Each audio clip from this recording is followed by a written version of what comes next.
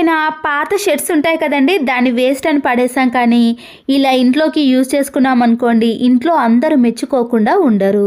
ఇలా షర్ట్స్కి ముందుగా మనము అన్ని బటన్స్ని పెట్టేసిన తర్వాత సీజర్ని తీసుకొని ఈ హ్యాండ్స్ కింది భాగం నుంచి కట్ చేసుకోవాలి. అయితే అంతకు ముందుగా మనము ఈ హ్యాండ్స్ని కూడా ఇలా రెండు వైపులో ఉన్న వాటిని కూడా కట్ చేసుకోండి. ఇప్పుడు హ్యాండ్స్ కట్ చేసుకున్న తర్వాత మళ్ళీ మెడ భాగం ఉంటుంది కదండి, ఆ నెక్ భాగాన్ని కూడా ఇలా కరెక్ట్గా చూసి ఎక్కడి వరకు ఉందో అక్కడి వరకు పూర్తిగా కట్ చేసుకోవాలి.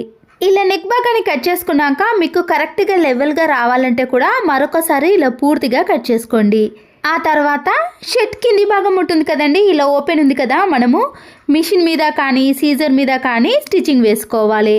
అలాగే నేను పైన కూడా స్టిచ్చింగ్ వేసేసానండి. నెక్ భాగం కట్ చేసాం కదా, ఆ రెండిటికి ఇలా ఓపెన్ ఉన్న దాన్ని పూర్తిగా ఇలా స్టిచ్చింగ్ వేసుకోవాలి. ఇప్పుడు ఈ షర్ట్ అనేది ఎక్కడో ఓపెన్ లేదు కదండి, మనం తీయడానికి ఇలా బటన్స్ని ఓపెన్ చేసామనుకోండి, అది పూర్తిగా ఓపెన్ అవుతుంది. ఇప్పుడు ఇలా రివర్స్లో తీసి మనము దీంట్లో దిండును పెట్టేసామనుకోండి, చూడడానికి కూడా చాలా నీట్గా కనబడుతుంది. ఇలా పాత షర్ట్స్ అనేవి పాడవకుండా ఇంట్లోకి యూజ్ చేసుకోవచ్చు. పిల్లో కవర్స్ని మనము బయట కొన్నా కూడా అవి చాలా పల్చగా ఉంటాయి, కానీ ఇలా షర్ట్స్ అనేవి మందంగా ఉండటం వలన మనము కొన్ని ఏండ్ల వరకు కూడా వీటిని యూజ్ చేసుకోవచ్చు. ఈ బటన్స్ అన్నీ పెట్టేసిన తర్వాత ఇలా మనకి పిల్లో కవర్ అనేది రెడీ అయిపోతుందండి. ఇలా ఇంట్లో ఎన్ని రకాల షర్ట్స్ ఉన్నా కూడా మనము పాడేయకుండా ఇలా ఇంట్లోకి చాలా రకాలుగా యూజ్ చేసుకోవచ్చు. అంతే కదండి, ఈ షర్ట్ కట్ చేసినప్పుడు ఇలా హ్యాండ్స్ని కూడా కట్ చేసాం కదా, దాంట్లో ఒక హ్యాండ్ని ఇలా కట్ చేసుకొని కొబ్బరి చీపురు కట్టకు కట్ చేసుకున్న ఈ షర్టు హ్యాండ్స్ని పెట్టేసామనుకోండి, మనము పట్టుకోవడానికి చాలా గ్రిప్గా ఉంటుంది. కొబ్బరి చీపురు కట్ట మన చేతికి తగలకుండా ఇలా ఎంతసేపు క్లీన్ చేసుకున్నా కూడా మనకి చేతులు అనేవి నొప్పి పెట్టకుండా ఉంటాయి. ఇంకొక షర్ట్ హ్యాండ్ని తీసుకున్నానండి, దానికి ఇలా కింది వైపున ఓపెన్ ఉంటుంది కదా, దాన్ని ఇలా స్టిచ్చింగ్ చేసుకున్నాను. మన ఇంట్లో ఉండే అంబ్రెల్లాస్ ఉంటాయి కదండి, మనం వీటిని బయట అలాగే పెట్టేసామనుకోండి, డస్ట్ పడుతుంది కదా, ఇలా మనము ఈ హ్యాండ్లో పెట్టేసుకొని పైన ఓపెన్ ఉండకుండా ఒక రబ్బర్ బ్యాండ్ను వేసుకొని ఏదైనా మేకు కానీ హ్యాంగర్కి వేసామనుకోండి, మళ్ళీ వర్షాకాలం వచ్చే వరకు కూడా ఈ అంబ్రెల్లాకు డస్ట్ పడకుండా ఇలా నీట్గా పెట్టుకోవచ్చు. స్కూల్కి వెళ్ళే పిల్లల సాక్సులు కానీ ఆఫీస్కి వెళ్ళే సాక్సులు ఉంటాయి కదండి, అన్నిటినీ మనము వాషింగ్ మిషన్లో ఒకేసారి వేసామనుకోండి, వెతకాల్సిన పని కూడా ఉంటుంది కదా. కూరగాయల కానీ ఫ్రూట్స్కు వచ్చే నెట్ ఉంటుంది కదండి, దాంట్లో ఈ సాక్సులన్నిటినీ కూడా ముడివేసి మనం వాషింగ్ మిషన్లో వేసేసామనుకోండి, వెతకాల్సిన పని కూడా ఉండదు. ఆరబెట్టేటప్పుడు కూడా మన పని అనేది చాలా ఈజీ అయిపోతుంది. మన ఇంట్లో ఇలాంటి ఒక దువ్వెన డబుల్ గమ్ ప్లాస్టర్ ఉంటే అయిపోతుందండి, మన పని కూడా చాలా సులువైపోతుంది. ఇలా కొద్దిగా డబుల్ గమ్ టేప్ని ఈ దువ్వెనకు ఇలా అతికించేసి మన ఇంట్లో ఉండే విండోస్ని కానీ ఎక్కడైనా వెంట్రుకలు కానీ డస్ట్ అనేది ఎక్కువగా పడినప్పుడు ఇలా దువ్వెన సహాయంతో క్లీన్ చేసుకోవచ్చు. దీనికోసం మనము ఏదైనా క్లాత్తో క్లీన్ చేసి మళ్ళీ ఆ క్లాత్ని వాష్ చేయాల్సిన పని కూడా ఉంటుంది కదా, అలాంటి పని కూడా ఏది ఉండకూడదు అంటే ఇలా దువ్వెనకి ప్లాస్టర్ వేసి విండోస్ని స్లైడింగ్ డోర్స్ని క్లీన్ చేసుకున్నాం అనుకోండి, మన పని అనేది చిటికలో అయిపోతుంది. ఇంట్లో ఎక్కడ డస్ట్ కనిపించినా కూడా ఈ టిప్ అనేది చాలా బాగా యూజ్ అవుతుంది. తర్వాత ఇవన్నీ కూడా ఇలా నీట్గా కనబడతాయి. ఇంట్లో కూల్ డ్రింక్ బాటిల్స్ చాలా ఉంటాయి కదండి, ఇలా వీడియోలో చూపించిన మాదిరిగా క్యాప్ కింది భాగం వరకు మాత్రమే కట్ చేసుకోవాలి. క్యాప్ కింది భాగాన షార్ప్గా ఉందనుకోండి, కొద్దిగా వేడి చేసామనుకోండి, షార్ప్నెస్ అనేది తగ్గిపోతుంది. ఇలా మరొక క్యాప్ని తీసుకొని ఇలా కట్ చేసుకున్న బాటిల్కి పెట్టేసుకున్నాం అనుకోండి, మనకి ఒక చిన్న బాక్స్ అనేది రెడీ అయిపోతుంది. మనము ఎక్కడికైనా బయటకు వెళ్ళినప్పుడు డైరెక్ట్గా ఆ వస్తువులను పెట్టుకోకుండా మనకి ఎంత కావాలనో అంత మాత్రమే ఇలా కట్ చేసుకున్న బాక్స్లో వేసుకున్నాం అనుకోండి, మనం తీసుకెళ్ళడానికి చాలా వీలుగా ఉంటుంది. ఇలా హ్యాండ్ బ్యాగ్లో మనము ఎన్నైనా కూడా పెట్టుకోవడానికి చాలా కంఫర్ట్గా ఉంటాయి. పౌడరే కాదండి, కుంకుమ కానీ క్రీమ్స్ కానీ ఇలా మనం తయారు చేసుకున్న దాంట్లో ఎన్నైనా పెట్టుకోవచ్చు. ప్రతిరోజు వంట చేసేటప్పుడు ఇలా కూరగాయలను కట్ చేసాం కదండి, మళ్ళీ దీన్ని చీపురు కట్టతో క్లీన్ చేయాల్సిన పని కూడా ఏర్పడుతుంది. ఇలా 5 kg కవర్స్ కానీ 10 kg కవర్స్ ఉంటాయి కదండి, మనము సరుకులు తెచ్చుకున్నప్పుడు ఇలాంటి పెద్దగా ఉన్న కవర్స్ని పడేయకుండా ఇలా సీజర్తో పూర్తిగా కట్ చేసుకున్నాం అనుకోండి, ఇవి వెడల్పుగా ఓపెన్ అవుతాయి. అప్పుడు దీంట్లో మనము ప్రతిరోజు కూరగాయలను కట్ చేసేటప్పుడు ఈ కవర్ని పరుచుకొని కట్ చేసుకున్నాం అనుకోండి, వేస్టేజ్ అంతా కూడా ఈ కవర్లోనే ఉంటుంది. డైరెక్ట్గా మనము ఈ కవర్ని తీసుకెళ్ళి డస్ట్బిన్లో పడేసామనుకోండి, మళ్ళీ ఇల్లు చిమ్మే పని కూడా అస్సలకే ఉండదు. ఇంట్లో ఇలాంటి దువ్వెనలు ఉన్నప్పుడు మేకును మనము ఎక్కడైనా బిగించాలి అనుకుంటే ఇలా దువ్వెనలో ఇలా మేకును పెట్టేసి ఎక్కడైతే మేకును బిగించాలనుకుంటున్నామో ఆ ప్లేస్లో ఇలా దువ్వెన సహాయంతో మేకును బిగించవచ్చు. చేత్తో పట్టుకొని మేకును బిగించామనుకోండి, అది స్లిప్ అయిపోతుంది కదా. అలా స్లిప్ కాకుండా డైరెక్ట్గా ఇలా గోడకు మేకును బిగించాలంటే ఈ టిప్ అనేది చాలా బాగా యూజ్ అవుతుంది. ఈ మేక్ కూడా లూజ్గా ఉండదండి, ఇలా టైట్గా గోడలోకి వెళ్ళిపోతుంది. ఇలాంటి గోల్డ్ రింగ్స్ని మనము లూజ్గా ఉన్నప్పుడు దారాన్ని చుట్టి ఈ రింగ్స్ని పెట్టుకుంటాం కదండి. ఆ దారాన్ని చుట్టడం అనేది ఒక పనిగా అనిపిస్తుంటుంది, టైం కూడా వేస్ట్ అయిపోతుంది. పిల్లలకైనా మనమైనా ఎక్కడికైనా ఇలాంటి రింగ్స్ని పెట్టుకునేటప్పుడు లూజ్గా ఉన్నప్పుడు వీడియోలో చూపించిన మాదిరిగా ఈ రింగ్ మధ్యలో నుంచి తీసి ముడి వేయాలి. ఇలా మనకి రింగ్ సైజుని బట్టి ఎన్ని ముళ్ళైనా వేసుకున్నాం అనుకోండి, అప్పుడు రింగ్ అనేది టైట్ అయిపోతుంది. పిల్లలకి పెట్టినప్పుడు మనము భయపడుతూ ఉంటాం కదండి, రింగ్ ఎక్కడ పడిపోతుందో అని. అలాంటి భయాలు లేకుండా ఇలా రబ్బర్ బ్యాండ్తో ముడి వేసి పెట్టేసామనుకోండి, రింగు లూజ్ ఉన్నా టైట్ ఉన్నా కానీ ఎవరైనా తీసినా కానీ అంత ఈజీగా రాకుండా ఇలా టైట్గా వేలికే ఉండిపోతుంది. ముందుగా వేలికి రింగును పెట్టకుండా ఈ రబ్బర్ బ్యాండ్ను వేసిన తర్వాత అప్పుడు రింగును పెట్టేసుకోవాలి. ఈ రబ్బర్ బ్యాండ్ కనబడుతుంది అనుకున్న వాళ్ళు ఇలా సైడ్కి అటువేలికి మధ్యలో కానీ ఇటువేలి సైడ్కి పెట్టేసామనుకోండి, ఈ రబ్బర్ బ్యాండ్ కూడా కనపడకుండా నీట్గా ఉంటుంది. ఈ టిప్ నచ్చిందా అండి? నచ్చితే మాత్రం లైక్ చేయడం మర్చిపోకండి. మరొక యూస్ఫుల్ టిప్ని కూడా చూసేయండి. ఫోన్ పౌచ్ అనేది చాలా రోజులు అలాగే పెట్టేసామనుకోండి, ఇలా మన చేతి వేళ్ళు కానీ పిల్లల అచ్చులు అనేవి అలాగే ఉండిపోతాయి. కొద్దిగా వైట్ వెనిగర్ని వేసి ఏదైనా ఒక క్లాత్తో తుడిచేసామనుకోండి, ఫోన్ పౌచ్ అనేది చాలా నీట్గా క్లీన్గా ఉంటుంది. దానిపై పడ్డ డస్ట్ అనేది ఫోన్లోకి వెళ్ళిపోకుండా ఇలా అప్పుడప్పుడు మనము ఫోన్ పౌచ్ని కూడా నీట్గా క్లీన్ చేసుకోవాలి. స్పాంజ్ డస్టర్లు కానీ ఆన్లైన్లో ఆర్డర్ పెట్టినప్పుడు ఇలాంటి స్పాంజ్ క్లాతులు వచ్చాయనుకోండి, మనం వేస్ట్ అని పడేయకుండా ఇలా సబ్బును పెట్టే ప్లేస్లో ముందుగా ఈ డస్టర్ని కానీ ఇలాంటి స్పాంజ్ క్లాత్ని పెట్టేసామనుకోండి, సబ్బు అనేది త్వరగా అరిగిపోకుండా ఉండటమే కాకుండా ఇలాంటి సోప్ బాక్స్కి సబ్బు అనేది అంటుకోకుండా ఎప్పుడు చూసినా కూడా మనం క్లీన్ చేసిన మాదిరిగా కనిపిస్తుంది. ఇంట్లో ఎవరికో ఒకరికైనా ఖచ్చితంగా స్పెట్స్ అనేవి ఉంటాయండి. స్పెట్స్ అనేవి చెవుల నుండి జారిపోయినప్పుడు కానీ లూజ్గా అయిపోయినప్పుడు ఇలాంటి రబ్బర్ బ్యాండ్లు ఉంటాయి కదండి, వాటిని 2 తీసుకొని ఇలా స్పెట్స్ యొక్క చివరి భాగాన ఇలా రౌండ్గా తిప్పేసేయాలి. ఇలా టైట్గా వేసేస్తామనుకోండి, మనము స్పెట్స్ పెట్టుకున్నప్పుడు కిందికి జారకుండా టైట్గా ఉంటాయి. ప్రతిసారి స్పెట్స్ లూజ్ అయినా టైట్ అయినా మనము మరొక స్పెట్స్ని తీసుకునే బదులు ఇలాంటి చిన్న టిప్ని ఫాలో అవ్వచ్చు. పండగలకి కానీ లేదా టెంపుల్కి వెళ్ళినప్పుడు దీపారాధన చేసేటప్పుడు ఒక్కొక్కసారి కొత్త డ్రెస్ల పైన ఇలాంటి నూనె పడుతుందండి. పడ్డప్పుడు మనము వెంటనే ఒక చాక్ పీస్ని తీసుకొని బాగా రఫ్ చేయాలి, లేదా కొద్దిగా చాక్ పీస్ పౌడర్ని తీసుకొని ఎక్కడైతే ఆయిల్ ఉందో ఆ ప్లేస్లో ఈ చాక్ పీస్ పౌడర్ని వేసి ఒక 5 మినిట్స్ పాటు అలాగే ఉంచేసేయండి. అప్పుడు ఈ పౌడర్ అంతా కూడా ఆయిల్ని పీల్చేస్తుంది. తర్వాత మనము సోప్తో కానీ లేదా మామూలుగా వాటర్తో క్లీన్ చేసినా కూడా ఈ ఆయిల్ మరకలు అనేవి ఈజీగా తొలగిపోతాయి. మరొక యూస్ఫుల్ టిప్ని కూడా చూసేయండి. పిల్లలకి అప్పటికప్పుడు ఏవైనా స్నాక్స్ చేయాలంటే మన ఇంట్లో ఆనియన్స్, టమాటో ఉంటే సరిపోతుందండి. ఇలా స్టవ్ ఆన్ చేసేసి ఒక ప్యాన్ పెట్టేసి 2 టీ స్పూన్స్ వరకు ఆయిల్ని వేసిన తర్వాత సన్నగా కట్ చేసుకున్న ఆనియన్స్ని, టమాటోస్ని మెత్తగా ఫ్రై చేసుకోవాలి. దీంట్లో ఫ్రెష్గా నూరుకున్న అల్లం వెల్లుల్లి పేస్ట్ని, కొద్దిగా పసుపును, 1/2 టీ స్పూన్ వరకు కారాన్ని, పసుపును, ధనియా పౌడర్ని వేసి 2-3 మినిట్స్ పాటు దీన్ని ఇలా మీడియం ఫ్లేమ్లోనే ఫ్రై చేసుకోవాలి. ఇలా కొద్దిగా మెత్తబడిన తర్వాత దీన్ని వేరే గిన్నెలోకి తీసుకుని మళ్ళీ అదే ప్యాన్లో కొద్దిగా ఆయిల్ని వేసి బ్రెడ్ పైన మనం ఫ్రై చేసుకున్న ఈ టమాటో ఆనియన్ని పూర్తిగా స్ప్రెడ్ చేసిన తర్వాత దీనిపైన మరొక బ్రెడ్ని కూడా పెట్టేసుకోవాలి. చేత్తో కానీ స్పూన్తో కానీ గట్టిగా ప్రెస్ చేసిన తర్వాత ఇలా వేడి చేసిన ఆయిల్లో మనము ఈ బ్రెడ్ని పెట్టేసుకొని ఇలా 2-3 బ్రెడ్లను ఒకేసారి ప్రిపేర్ చేసుకొని ఈ ఆయిల్లో ఫ్రై చేసుకోవాలి.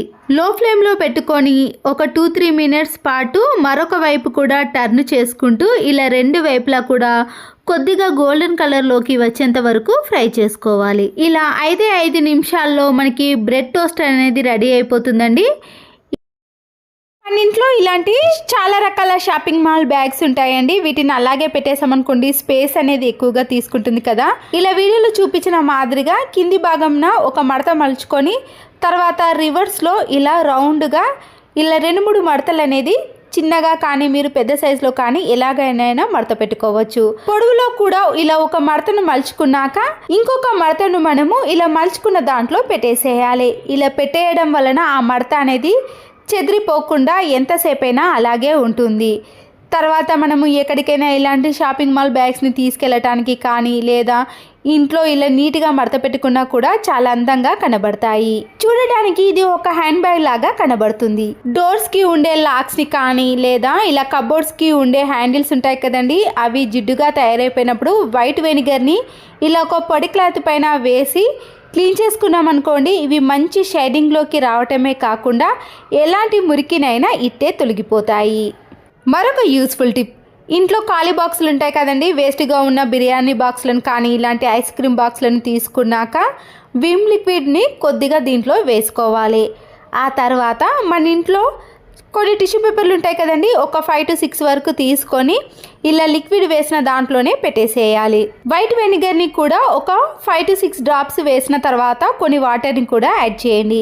ఇప్పుడు ఈ టిష్యూ పేపర్స్ అనేవి ఇలా పూర్తిగా తడిగా ఉంటాయి కదా, మనము కిచెన్లో వంట పూర్తి అయిపోయిన వెంటనే ఆయిల్ మరకలు కానీ జిడ్డు మరకలు అనేవి పడినప్పుడు ఇలా ఒక టిష్యూ పేపర్ని తీసుకొని కిచెన్ ప్లాట్ఫామ్ని కానీ కిచెన్ టైల్స్ని కానీ లేదా కిచెన్లో ఉండే గ్యాస్ స్టవ్ని ఇలా ఈజీగా క్లీన్ చేసుకోవచ్చు.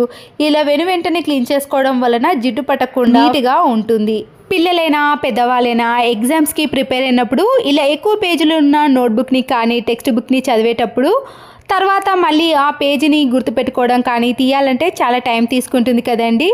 అలాంటప్పుడు మనము ఇలా ఒక టిక్ టాక్ పిన్ను ఎక్కడి వరకు చదివామో ఆ పేజీకి ఇలా పిన్ చేసేసామనుకోండి, మళ్ళీ టైంకి ఆ పేజీని ఈజీగా తీసుకొని చదవగలుగుతాం. సంక్రాంతి పండుగకి పిల్లలు చెరకాలను యూజ్ చేస్తారు కదండి. ఇలా ప్లాస్టిక్ని ఎన్నో డబ్బులు ఖర్చు పెట్టి కొంటారు, తర్వాత దాన్ని అలాగే పడేస్తాం కదా.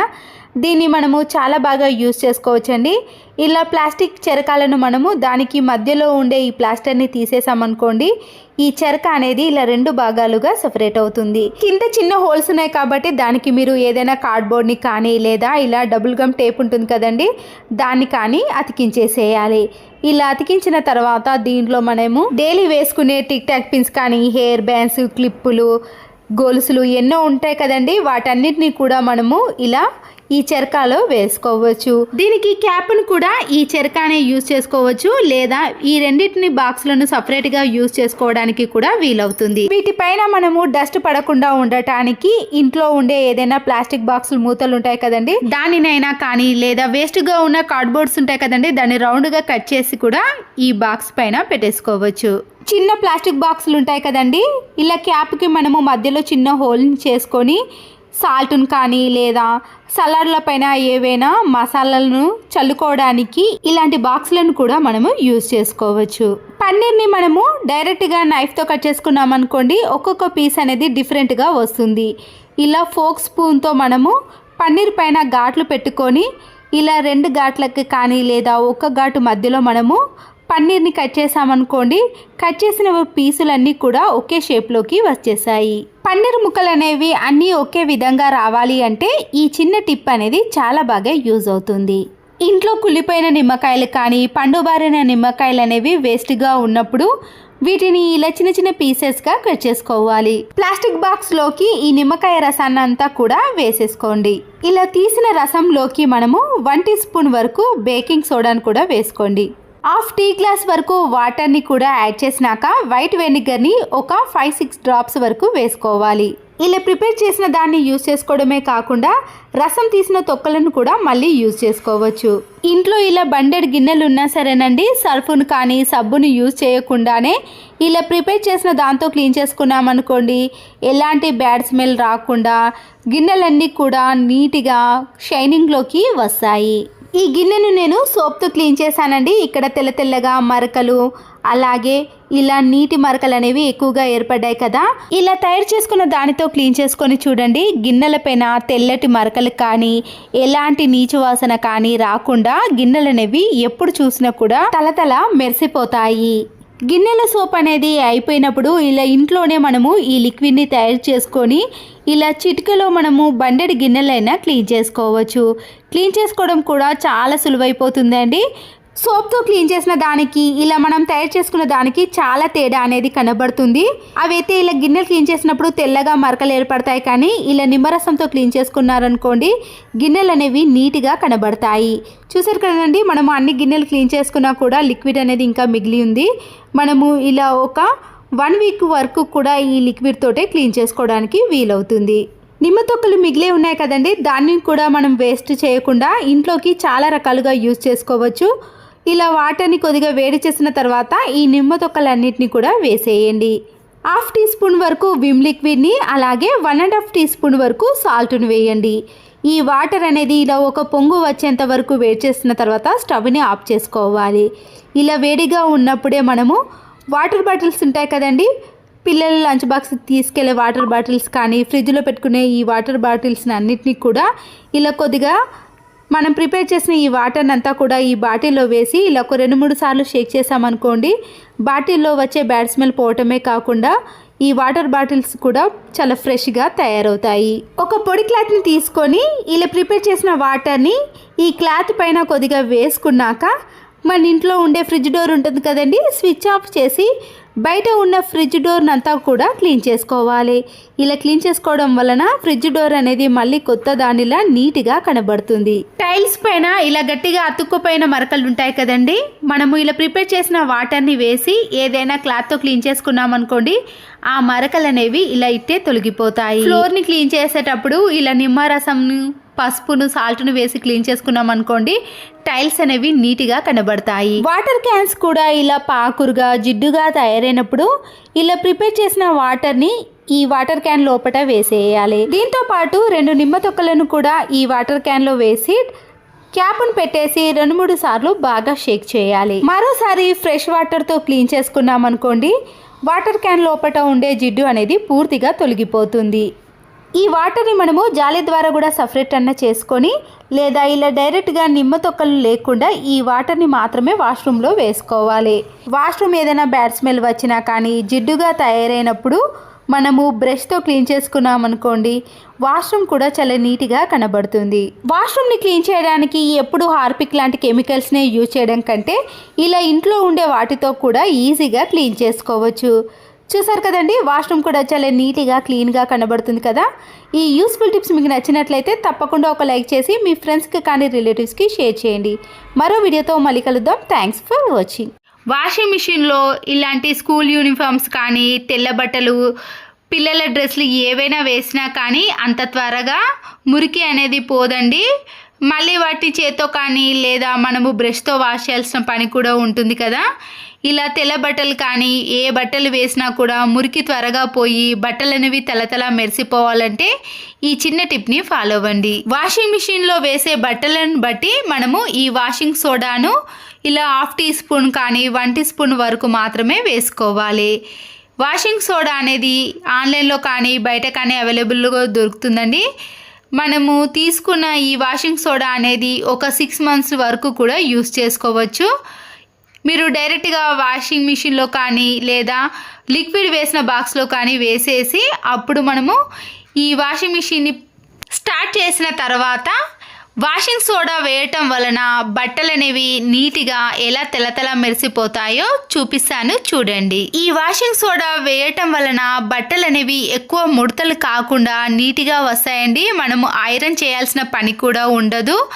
బట్టలు కూడా చాలా నీట్గా పిల్లల బట్టలు ఎక్కువగా మురికి పడతాయి కదండి, వాటి కోసం కూడా ఈ వాషింగ్ సోడాను యూజ్ చేసామనుకోండి, ఎలాంటి బ్యాడ్ స్మెల్ లేకుండా మంచి వాసనతో పాటు బట్టలు అనేవి తెల్లగా మెరిసిపోతాయి. ఈ వాషింగ్ సోడాను నేను చాలా సంవత్సరాల నుంచి యూజ్ చేస్తున్నానండి. ఒక్కసారి మనం తీసుకున్నాం అనుకోండి 6 నెలల నుంచి 8 నెలల వరకు కూడా యూజ్ చేసుకోవచ్చు. చూసారు కదండి, తెల్ల బట్టలు అయితే చాలా నీట్గా ఎలాంటి మరకలైనా పోతాయి. కాలర్ పైన ఉండే మరకలు కూడా ఇట్టే తొలగిపోతాయి. మనము చేత్తో కూడా వాష్ చేయాల్సిన పని కూడా ఉండదండి.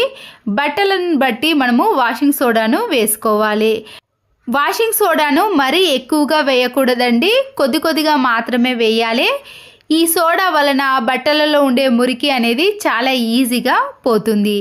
ఇలాంటి యూనిఫామ్స్ కానీ పిల్లల బట్టలు కానీ తెల్ల బట్టలు ఏవైనా సరేనండి, మురికి ఈజీగా పోవాలంటే ఈ వాషింగ్ సోడాను మీరు కొద్దిగా వేశారనుకోండి, బట్టలలో ఉండే మురికి అనేది ఈజీగా తొలగిపోతుంది. ఇది ఆన్లైన్లో అవైలబుల్గా ఉందండి, కావాలనుకున్న వారు మీరు తీసుకోవచ్చు. ఒక్క ప్యాకెట్ తీసుకున్నాం అనుకోండి 6 నెలల నుంచి 8 నెలల వరకు కూడా వాడుకోవచ్చు.